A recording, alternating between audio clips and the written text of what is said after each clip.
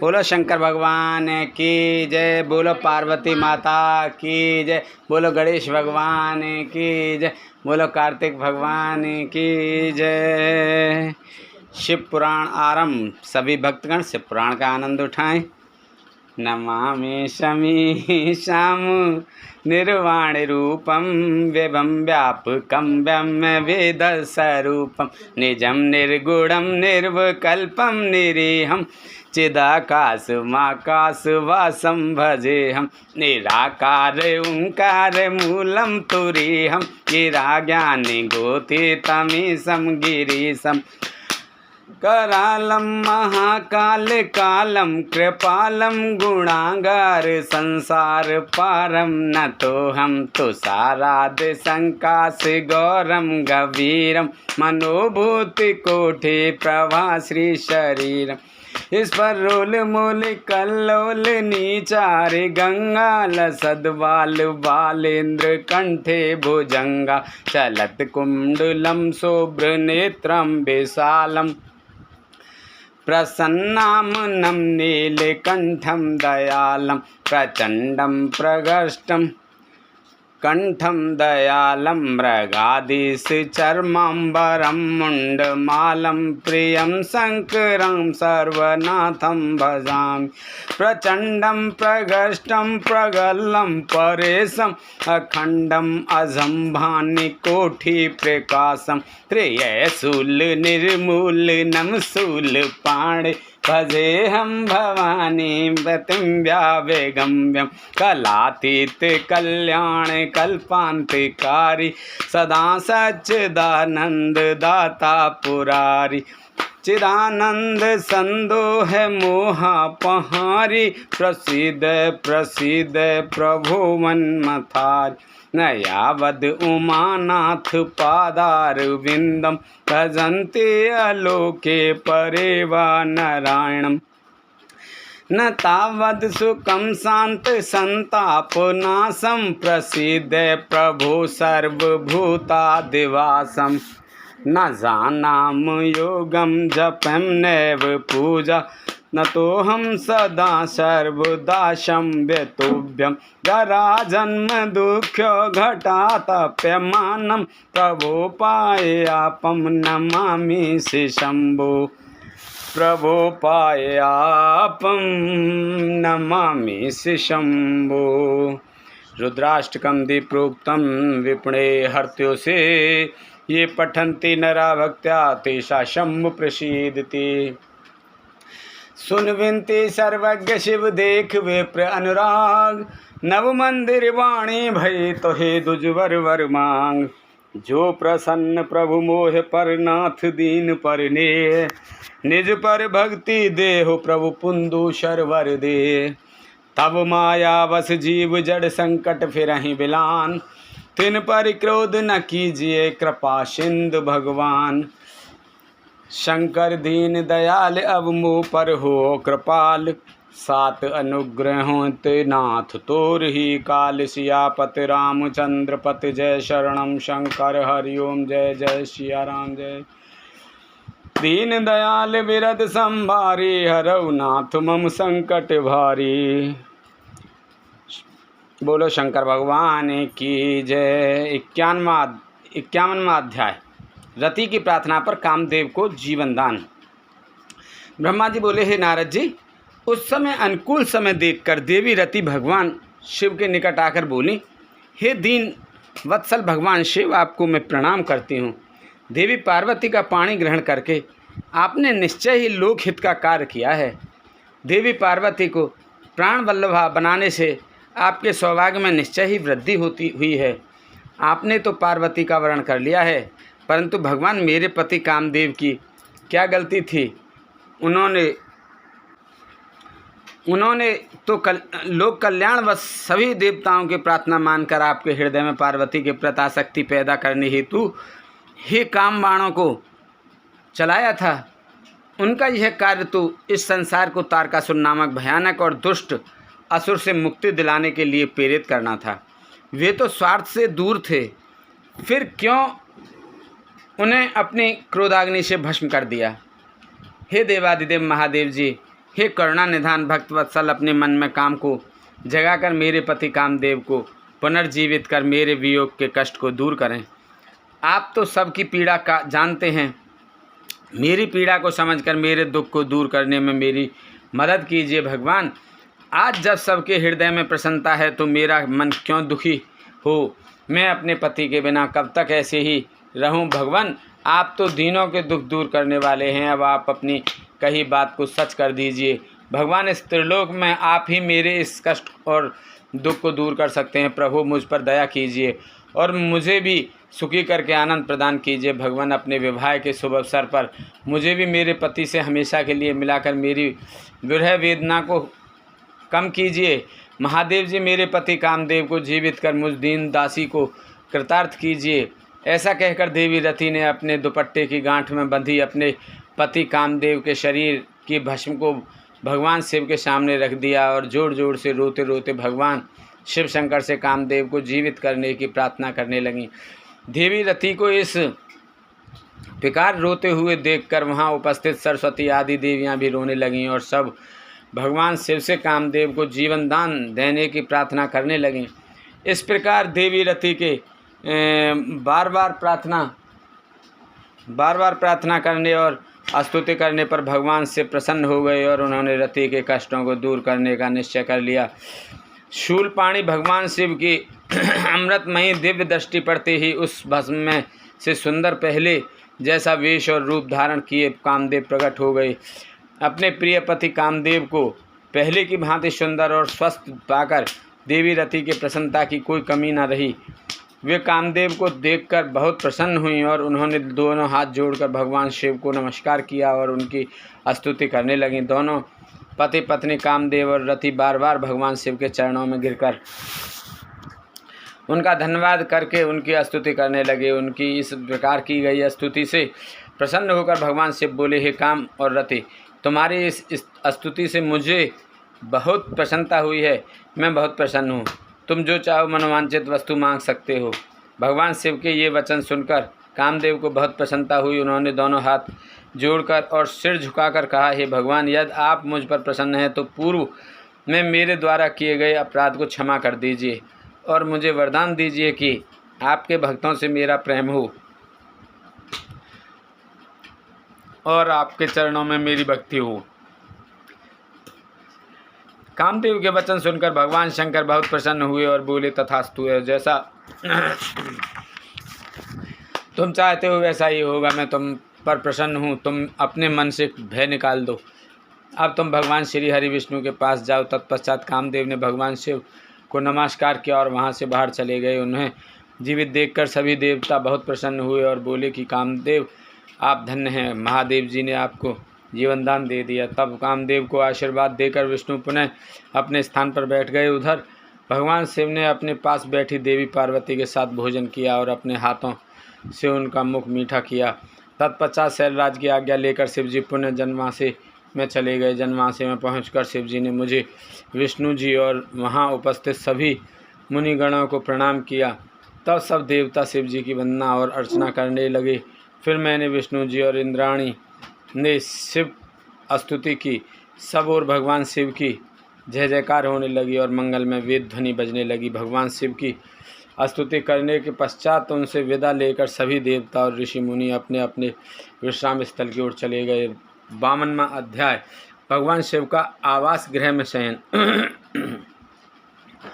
ब्रह्मा जी बोले, नारद शैलराज हिमालय ने सभी बारातियों के भोजन की व्यवस्था करने हेतु सर्वप्रथम अपने घर के आंगन को साफ कराकर सुंदर ढंग से सजाया। तत्पश्चात गिरिराज हिमालय ने अपने पुत्रों मेनक आदि का जनवासे में भेजकर भोजन करने हेतु सभी देवी देवताओं, साधु संतों, ऋषि मुनियों, शिवगणों, देवगणों सहित विष्णु और भक्तवत्सल भगवान शिव को भोजन के लिए आमंत्रित किया। तब सभी देवताओं को साथ लेकर सदा से भोजन करने के लिए पधारे।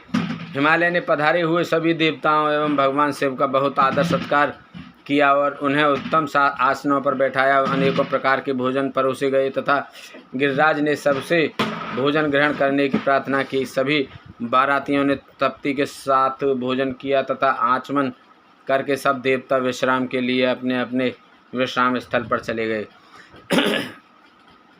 तब हिमालय प्रिया देवी की आज्ञा लेकर नगर की स्त्रियों ने भगवान शिव को सुंदर सुसज्जित वास भवन में रत्न जड़ित सिंहासन पर सादर बैठाया। वहाँ उस भवन में सैकड़ों रत्नों के दीपक जल रहे थे। उनकी अद्भुत जगमगाहट से पूरा भवन आलोकित हो रहा था। उस वास भवन को अनेकों प्रकार की सामग्रियों से सजाया और संवारा गया था। मोती मणियों एवं श्वेत चमरों से पूरे भवन को सजाया गया था। मुक्ता मणियों की सुंदर बंधनवारें द्वार की शोभा बढ़ा रही थीं। उस समय वह वास भवन अत्यंत दिव्य, मनोहर और मन को उमंग तरंग से आलोकित करने वाला लग रहा था। फर्श पर सुंदर बेल बूटे बने थे। भवन को सुगंधित करने हेतु सुवासित द्रव्यों का प्रयोग किया गया था, जिसमें चंदन और अगर का प्रयोग प्रमुख रूप से था। बस उस वास भवन में देवताओं के शिल्पी विश्वकर्मा द्वारा बनाए गए कृत्रिम वैकुंठ लोक, ब्रह्मलोक, इंद्रलोक तथा शिवलोक सभी के दर्शन एक साथ हो रहे थे। इन्हें देखकर भगवान शिव को बहुत प्रसन्नता हुई। वास भवन में बीचों बीच एक सुंदर रत्नों से जड़ा अद्भुत पलंग था। उस पर महादेव जी ने सोकर रात बिताई। दूसरी ओर हिमालय ने अपने बंधु बांधवों को भोजन कराने के उपरांत बचे हुए सारे कार्य पूर्ण किए। प्रातःकाल चारों ओर पुनः शिव विवाह का अनोखा उत्सव होने लगा। अनेकों प्रकार के सुरीले वाद्य यंत्र बजने लगे, मंगल ध्वनि होने लगी। सभी देवता अपने अपने वाहनों को तैयार करने लगे। सभी की तैयारियां पूर्ण हो जाने के पश्चात भगवान श्री हरि विष्णु ने धर्म को भगवान शिव के पास भेजा। तब धर्म सहर्ष भगवान शिव के पास वास भवन में गए। उस समय करुणानिधान भगवान शिव सोए हुए थे। यह देखकर योग शक्ति संपन्न धर्म ने भगवान शिव को प्रणाम करके उनकी स्तुति की और बोले, हे महेश्वर, हे महादेव, मैं भगवान श्री हरि विष्णु की आज्ञा से यहाँ आया हूँ। हे भगवान, उठिए और जन्मासी में पधारिए। वहाँ सभी देवता और ऋषि मुनि आपकी प्रतीक्षा कर रहे हैं। प्रभु, वहाँ पधार कर हम सबको कृतार्थ करिए। धर्म के वचन सुनकर सदाशिव बोले, हे धर्मदेव, आप जन्मासी में जाकर वापस जाइए। मैं अतिशीघ्र जन्मासी में आ रहा हूँ। भगवान शिव के ये वचन सुनकर धर्म ने भगवान शिव को प्रणाम किया और उनकी आज्ञा लेकर पुनः जन्मासी की ओर चले गए।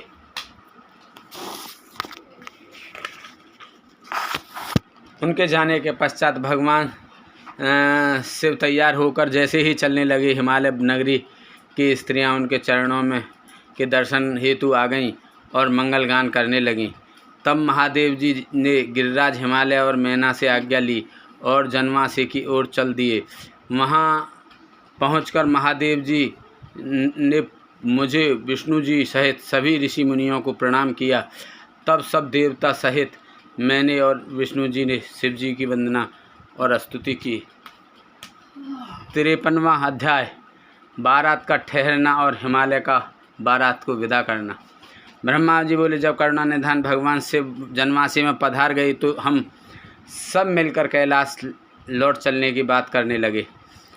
तभी वहाँ पर पर्वतराज हिमालय पधारे और सभी को भोजन का निमंत्रण देकर वहाँ से चले गए। तब सभी देवताओं, ऋषि मुनियों और अन्य बारातियों को साथ लेकर भगवान शिव में और श्री हरि विष्णु भोजन ग्रहण करने के लिए हेतु नियत स्थान पर पहुँचे। वहाँ द्वार पर स्वयं शैलराज खड़े थे। उन्होंने सर्वप्रथम महादेव जी के चरणों को धोया और उन्हें अंदर सुंदर आसन पर बैठाया। तत्पश्चात शैलराज ने मेरे श्री हरि देवराजेंद्र सहित सभी मुनियों के चरणों को धोए और यथा योग्य आसनों पर हम सबको आदरपूर्वक बैठाया। वहाँ शैलराज हिमालय अपने पुत्रों एवं बंधु बांधवों सहित कार्य में लगे हुए थे। उन्होंने हमारे सामने अनेक स्वादिष्ट व्यंजन परोसे और हमसे ग्रहण करने के लिए कहा। तब सभी ने आदरपूर्वक आचमन और भोजन किया।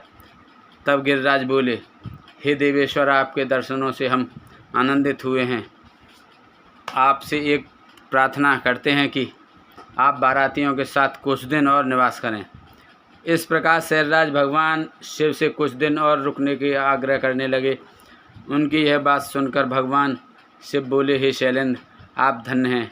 आपकी कीर्ति महान है। आप धर्म की साक्षात मूर्ति हैं। इस त्रिलोक में आपके समान कोई और नहीं है। तब देवताओं ने कहा, हे पर्वतराज, आपके दरवाजे पर परम ब्रह्म परमात्मा भगवान शिव स्वयं अपने दासों के साथ पधारे हैं और आपने उन्हें सब प्रकार से पूजकर प्रसन्न किया है। तब शैलराज हिमालय ने दोनों हाथ जोड़कर भगवान शिव से प्रार्थना करके कहा कि भगवान, मुझ पर कृपा करके आप कुछ दिन और यहाँ रुककर मेरा आतिथ्य ग्रहण करें। गिरिराज के बहुत कहने पर भगवान शिव ने वहाँ ठहरने के लिए अपनी स्वीकृति प्रदान कर दी। तब सब हिमालय से आज्ञा लेकर अपने अपने ठहरने के स्थान पर चले गए। तीसरे दिन गिरिराज हिमालय ने सबको आदरपूर्वक दान दिया और उनका सत्कार किया। चौथे दिन विधि पूर्वक चतुर्थी कर्म किया गया, क्योंकि इसके बिना विवाह को पूर्ण नहीं माना जाता। जैसे ही विधि अनुसार चतुर्थी कर्म पूरा हुआ, चारों ओर मंगल ध्वनि बजने लगी, महान उत्सव होने लगा। नगर की स्त्रियां मंगल गीत गाने लगीं। कुछ तो प्रसन्न होकर नाचने भी लगीं। पाँचवें दिन जब सब देवताओं ने गिरिराज हिमालय से कहा कि हे पर्वतराज, आपने हमारा बहुत आदर सत्कार किया है, हम सब भगवान शिव के विवाह के लिए यहाँ पधारे थे। आपके सहयोग से शिव पार्वती का विवाह आनंद पूर्वक हर्षोल्लास के साथ संपन्न हो गया है। अतः अब आप हमें यहाँ से जाने की आज्ञा प्रदान करें। परंतु गिरिराज हिमालय स्नेहपूर्वक बोले, हे भगवान शिव, ब्रह्मा जी, श्री हरि विष्णु, देवराजेंद्र, अपनी प्रिय पुत्री पार्वती के कठिन तप के कारण ही आज मुझे यह सौभाग्य प्राप्त हुआ है कि जगत के कर्ता, पालक, सहारक सभी सहित सभी देवता और महान ऋषि मुनि एक साथ मेरे घर की शोभा बढ़ाने आए हैं। आप सबकी एक साथ सेवा करने का जो शुभ अवसर मुझे प्राप्त हुआ है, उसका पूरा आनंद आप मुझे उठाने दीजिए। हे देवाधिदेव, अपने इस तुच्छ भक्त पर इतनी सी कृपा और कर दीजिए। इस प्रकार पर्वतों के राजा हिमालय ने अनेक तरीके से देवताओं सहित शिव जी की बहुत अन्य विनय की और इस प्रकार उन्हें हठपूर्वक कुछ दिन और रोक लिया। हिमालय ने सबका बहुत सेवा सत्कार किया। उन्होंने सभी का विशेष ख्याल रखा। सभी की आवश्यकताओं का पूरा ध्यान रखा जाता था। शैलराज ने देवताओं के लिए हर संभव सुविधा उपलब्ध कराई। इस प्रकार खूब आदर सत्कार करके सबका मन जीत लिया। जब बहुत दिन बीत गए, तब देवताओं ने शैलराज हिमालय के पास सप्तऋषियों को भेजा ताकि वे देवी मैना और उनके पति पर्वतराज हिमालय को बारात विदा करने के लिए तैयार करें। तब वे सप्तऋषि प्रसन्न हृदय से शैलराज हिमालय के पास पहुँचे और उनके भाग्य की सराहना करने लगे कि आपके अहोभाग्य हैं जो स्वयं भगवान शिव आपके दामाद बने। पर्वतराज, आपने अपनी पुत्री पार्वती को शास्त्रों एवं वेदों के अनुसार भगवान शिव की पत्नी बनाकर उन्हें सौंप दिया है। कन्यादान तभी पूर्ण माना जाता है जब कन्या को बारात के साथ विदा कर दिया जाता है।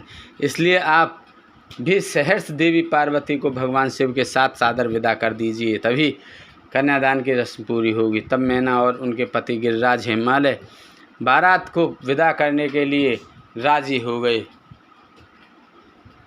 जब भगवान शिव और सभी देवता और ऋषि मुनि विदा लेकर कैलाश पर्वत की ओर चलने लगे, तब देवी मैना जोर जोर से रोने लगीं और बोली, हे कृपा निधान भगवान शिव, मेरी पुत्री पार्वती का ध्यान रखिएगा। मेरी पुत्री आपकी परम भक्त है। सोते जागते वह सिर्फ आपके चरणों का ही ध्यान करती है। आप सदा उसके हृदय में विराजमान रहते हैं। आपके गुणगान करते वह नहीं थकती और आपकी निंदा कतई सुन नहीं सकती। यदि मेरी बच्ची से जाने अनजाने में कोई अपराध हो जाए तो उसे क्षमा कर दीजिएगा। आप तो भक्तवत्सल हैं, करुणा निधान हैं।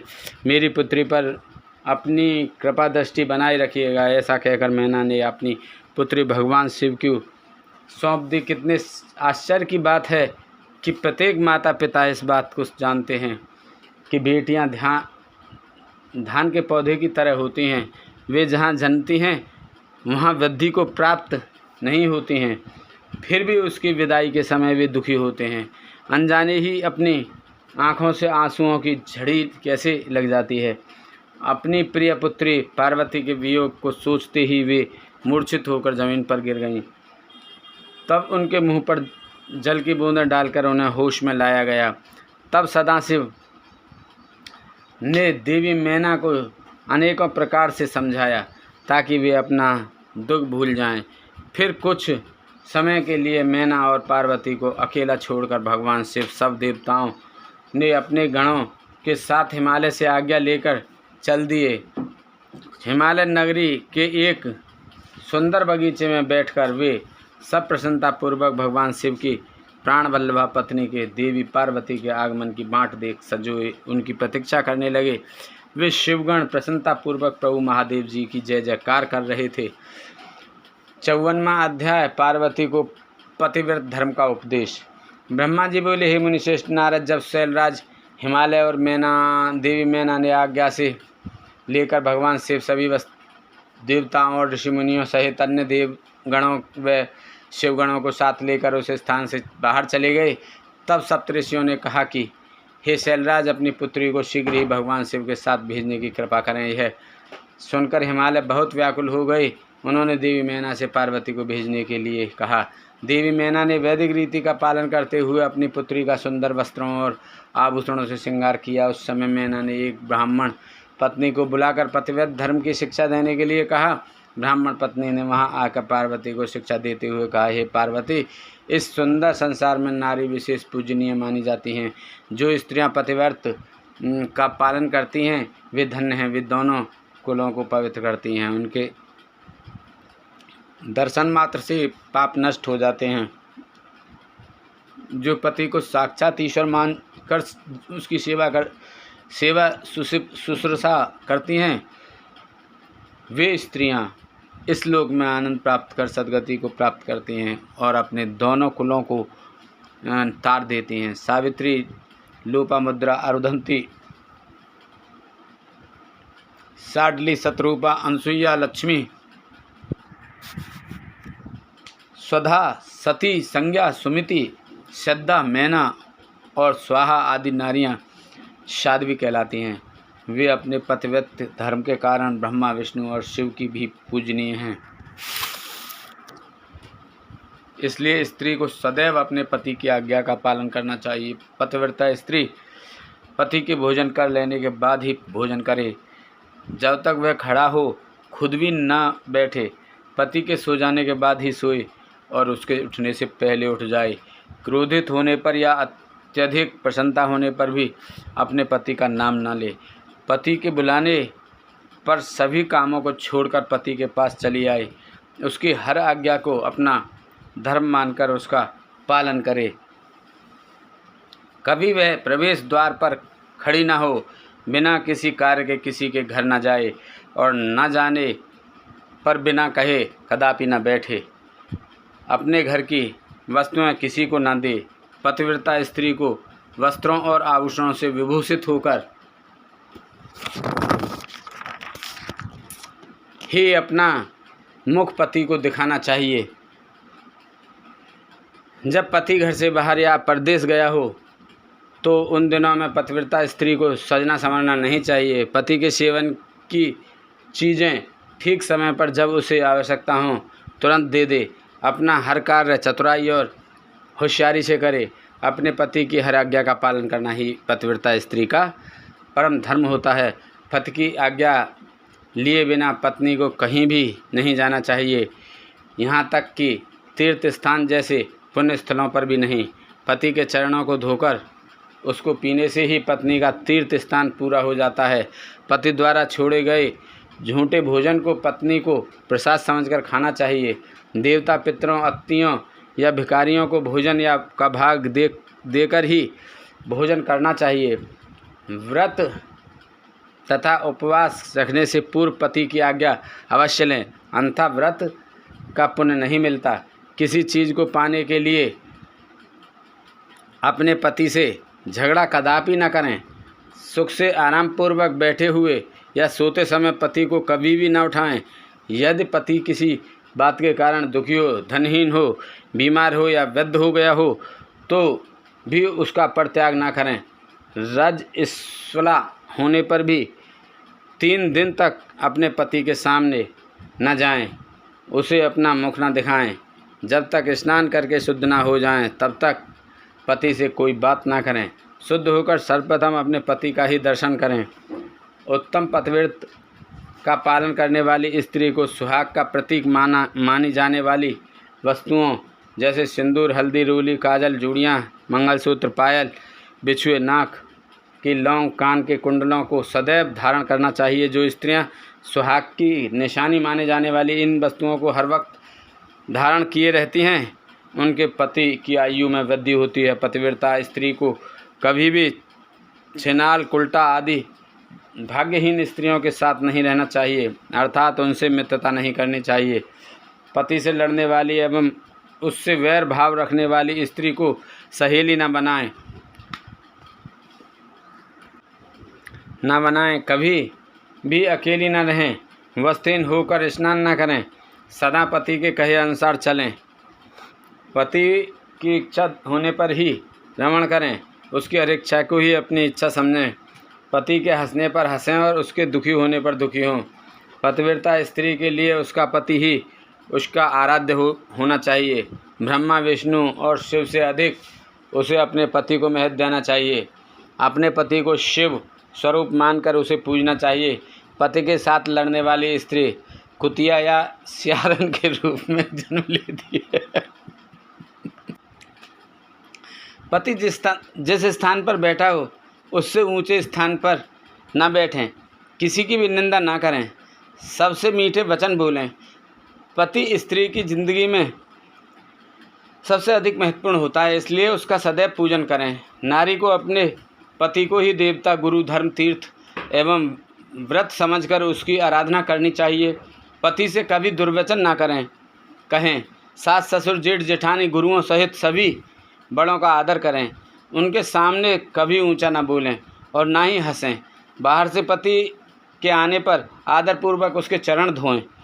जो मूढ़ बुद्धि नारियां अपने पति को त्याग कर व्यभिचार करती हैं अथवा दुष्ट पुरुषों के सानिध्य में रहती हैं, वे उल्लू का जन्म लेती हैं। पति से हीन नारी सदा के लिए अपवित्र हो जाती है। तीर्थ स्नान करने पर भी वह अपवित्र रहती है। जिस घर में पतिव्रता नारी का वास होता है, उसके पति, पिता और माता तीनों के कुल तर जाते हैं। वे सीधे स्वर्गलोक की शोभा बढ़ाते हैं।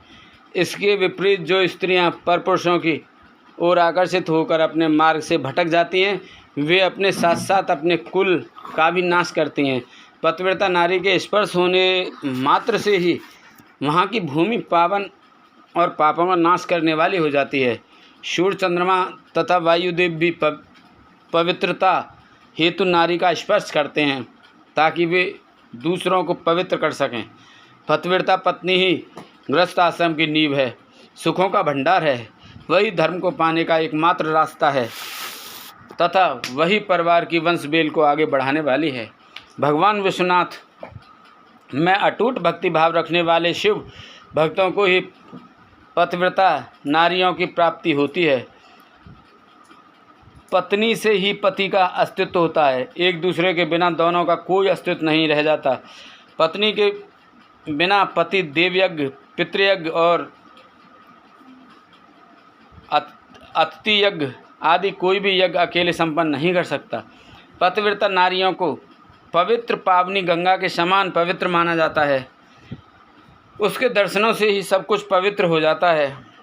पति पत्नी का संबंध अटूट है। पति प्रणव है और पत्नी वेद की ऋचा। एक तप है तो एक क्षमा। पत्नी द्वारा किए अच्छे कर्मों का फल है पति। हे गिरिराज नंदिनी, शास्त्रों में पतिव्रता नारियों को 4 प्रकार का बताया गया है: उत्तमा, मध्यमा, निकृष्टा और अति निकृष्टा। ये पतिव्रता स्त्रियों के भेद हैं। जो स्त्रियां स्वप्न में भी सिर्फ अपने पति का ही स्मरण करती हैं, ऐसी स्त्रियां उत्तमा पतिव्रता कहलाती हैं। जो स्त्रियां प्रत्येक पुरुष को पिता, भाई एवं पुत्र के रूप में देखती हैं, वे मध्यमा पतिव्रता कहलाती हैं। जिसके मन में धर्म और लोकलाज का भय रहता है और इस कारण वह सदैव धर्म का पालन करती हैं, वह निकृष्टा पतिव्रता कहलाती हैं। जो स्त्री अपने पति से डरकर या कुल के बदनाम होने के डर से व्यभिचार से दूर रहती हैं, वह स्त्री अति निकृष्टा पतिव्रता कहलाती हैं। ये चारों प्रकार की पतिव्रता स्त्रियां पावन, पवित्र और समस्त पापों का नाश करने वाली कही जाती हैं। मुनि अत्रि की पत्नी अनसुईया ने अपने पतिव्रत के प्रभाव से त्रिदेवों ब्रह्मा, विष्णु और शिव को शिशु बना दिया था।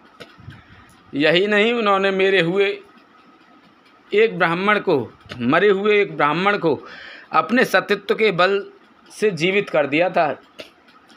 हे गिरिराज नंदिनी, मैंने पतिव्रता स्त्री की सभी विशेषताएं और गुण तुम्हें बता दिए हैं। अब आप इसी के अनुरूप ही आचरण किया करें। अपने पति की हर आज्ञा को सर्वोपरि मानकर उसका पालन करें। पति को खुश रखने से ही सभी मनोवांछित फलों की प्राप्ति होती है। आप तो जगदम्बा का रूप हैं और आपके पति तो साक्षात भगवान शिव हैं। आपको यह सब बताकर कोई लाभ नहीं, क्योंकि आप तो यह सब जानती ही हैं और इसका उत्तम पालन भी करेंगी। आपके विषय में तो सोचकर ही स्त्रियां पवित्र और पतिव्रत धर्म का पालन करने वाली हो जाती हैं। इसलिए मुझे अधिक कुछ कहने की कोई आवश्यकता नहीं है। मुझे विश्वास है कि आप उत्तम पतिव्रत धर्म का पालन करके संसार की अन्य स्त्रियों के समक्ष उदाहरण प्रस्तुत करेंगे। ऐसा कहकर वह ब्राह्मण पत्नी चुप हो गई। उनसे पतिव्रत धर्म का उपदेश सुनकर देवी पार्वती ने बहुत हर्ष का अनुभव किया। उन्होंने दोनों हाथ जोड़कर ब्राह्मण पत्नी को नमस्कार किया तथा उत्तम धर्म के विषय में ज्ञान देने के लिए उनका धन्यवाद किया। देवी पार्वती ने अपने आचरण से सभी उपस्थित परिजनों को शिक्षा दी कि भले ही कोई कितना भी जानकार क्यों न हो, उसे अपने परंपराओं का आदरपूर्वक पालन करना चाहिए। जो अहंकार के कारण लोग धर्म का परित्याग करता है, उसका अपयश होता है तथा वह अपनी संतानों को पथभ्रष्ट करता है। 55वां अध्याय, बारात का विदा होना तथा शिव पार्वती का कैलाश पर निवास। ब्रह्मा जी बोले, हे नारद, इस प्रकार ब्राह्मणी ने देवी पार्वती को पतिव्रत धर्म की शिक्षा देने के उपरांत महारानी मैना से कहा कि हे महारानी, आपकी आज्ञा के अनुसार मैंने आपकी पुत्री को पतिव्रत धर्म एवं उसके पालन के विषय में बता दिया है। अब आप इसकी विदा की तैयारी कीजिए। देवी मैना ने पार्वती को अपने हृदय में लगा लिया और जोर जोर से रोने लगीं। अपनी माता को इस प्रकार रोते देख पार्वती की आंखों से अश्रुधारा बहने लगी। पार्वती और मैना को रोता देखकर सभी देवताओं की पत्नियां एवं वहाँ उपस्थित सभी नारियां भाव विहल हो उठीं। तभी पर्वतराज हिमालय अपने पुत्र मैना मंत्रियों के साथ वहाँ आए और मोह के कारण अपनी पुत्री पार्वती को गले से लगाकर रोने लगे। गिरिजा की माँ, भाभियाँ तथा वहाँ उपस्थित सभी स्त्रियाँ रो रही थीं।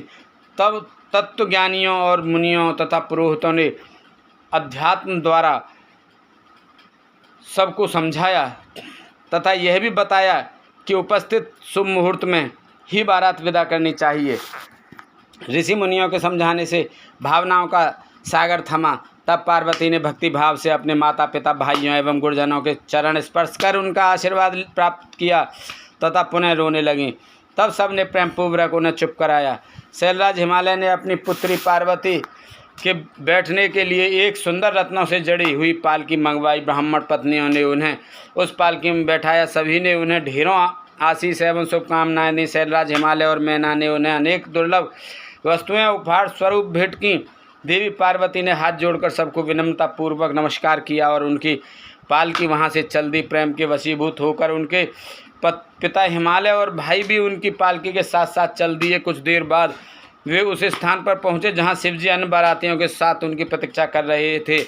हिमालय ने नम्रतापूर्वक वहाँ उपस्थित भगवान शिव, ब्रह्मा, विष्णु सहित सभी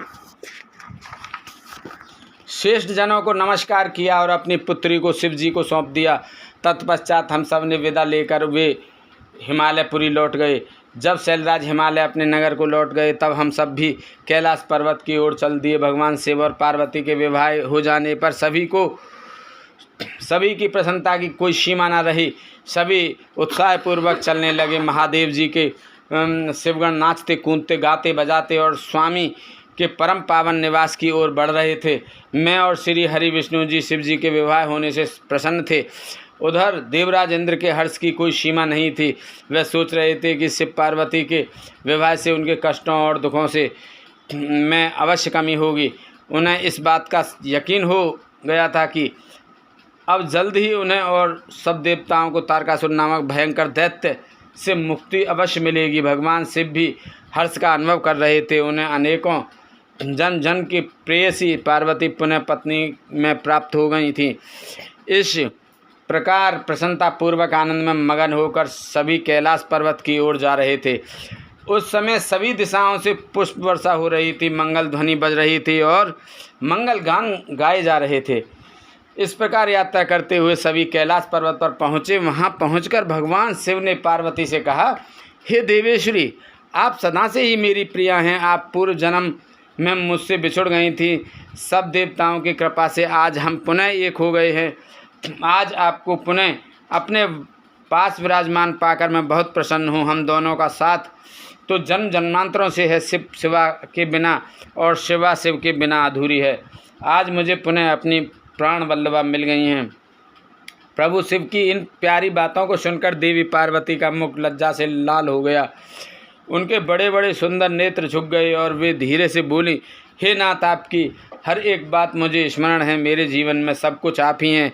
आज अपनी इस दासी को अपने चरणों में जगह देकर बहुत बड़ा उपकार किया है। मैं आपको पति के रूप में पाकर धन्य हो गई हूँ। देवी पार्वती के उत्तम मधुर वचनों को सुनकर भगवान शिव मुस्कुरा दिए। तत्पश्चात भगवान शिव ने सभी देवताओं को स्वादिष्ट भोजन कराया और उनके सुंदर उपहार भेंट स्वरूप दिए।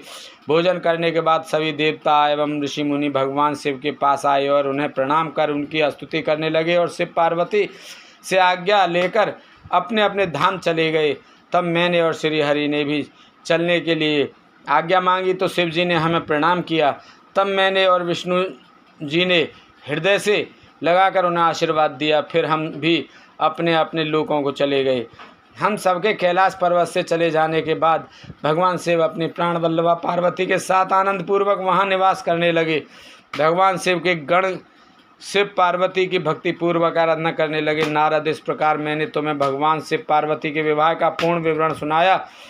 यह उत्तम कथा शोक का नाश करने वाली, आनंद, धन और आयु की वृद्धि करने वाली है। जो मनुष्य सच्चे मन से प्रतिदिन इस प्रसंग को पढ़ता अथवा सुनता है वह शिवलोक को प्राप्त कर लेता है। इस कथा से समस्त रोगों का नाश होता है तथा सभी विघ्न बाधाएं दूर हो जाती हैं। यह कथा यश, पुत्र आदि मनोवांछित वस्तु प्रदान करने वाली तथा मोक्ष प्रदान करने वाली है। सभी शुभ अवसरों और मंगल कार्यों के समय इस कथा का पठन अथवा श्रवण करने से समस्त कार्यों की सिद्धि होती है। इसमें कोई संशय नहीं है। यह सर्वथा सत्य है।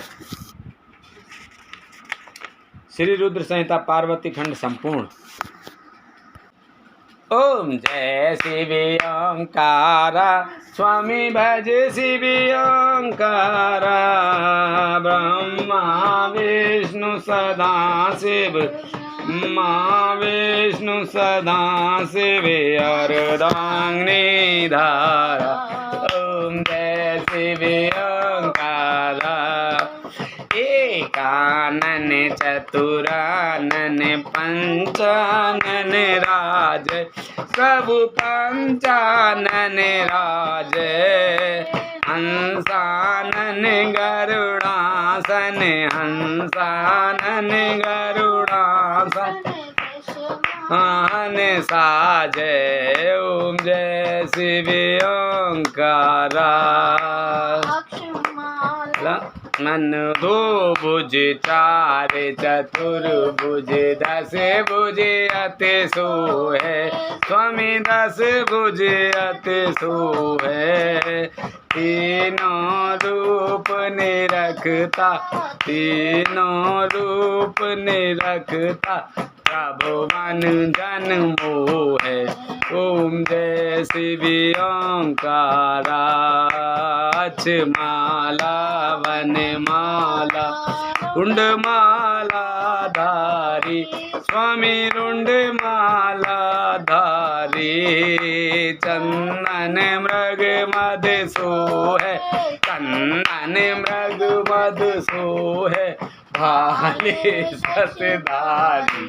ओम जय शिव ओंकारा। श्वेतांबर पीतांबर बागंबर अंगे विभागंबर अंगे।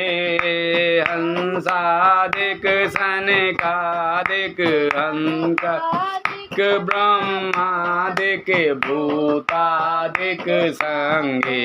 ओम जय शिव ओंकारा। करके मादक मंडल चक्र त्रिशूल धारी स्वामी चक्र त्रिशूल धारी। सुख हारी सुखकारी दुख हारी सुखकारी। ओम जय शिव ओंकारा। ब्रह्मा विष्णु सदा शिव वेका स्वामी जानते अब वेका।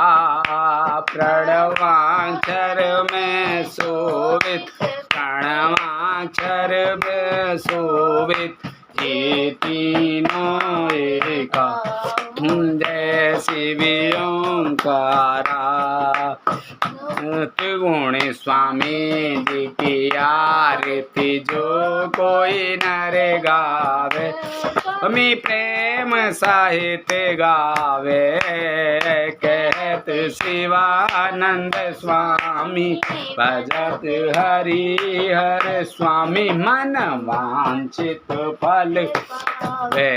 ओम जय शिव ओंकारा। शिव ओंकारा हमें भज शिव ओंकारा। ब्रह्मा विष्णु सदा शिव ब्रह्मा विष्णु सदा शिव अर्धांगिनी धारा। ओम जय शिव ओंकारा।